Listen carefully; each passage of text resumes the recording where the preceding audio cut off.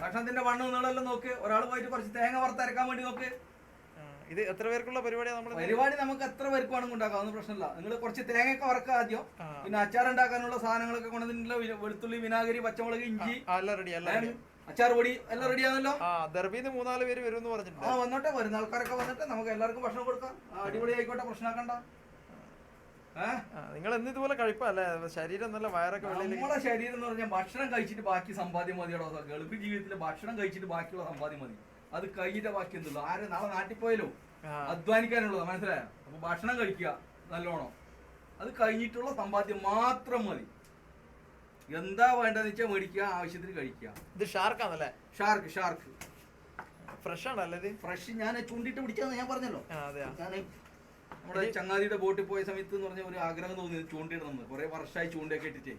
Indian മാർക്കറ്റിൽ 5000 രൂപയിൽ മേലെ വെക്കൂലേ? ഇന്ത്യൻ മാർക്കറ്റ് 5, 18, 20 സാധനത്തിന് ഇന്ത്യൻ മാർക്കറ്റിൽ 5000-ന് കിട്ടും. എനിക്ക് കിട്ടിയല്ലേ? കിലോന് 10-350 രൂപയില്ല നാട്ടിലേ. പിന്നെന്താ പെട്ടെന്ന് ആയിക്കോട്ടെ. ഇത് കൊളസ്ട്രോൾ ഒന്നും ഉണ്ടാവില്ലല്ലേ ഇതില്? സ്രാവിലെ ഇവിടെ കൊളസ്ട്രോൾ വന്നിന് ഇല്ലല്ലേ? സ്രാവില് കൊളസ്ട്രോൾ ഇല്ല.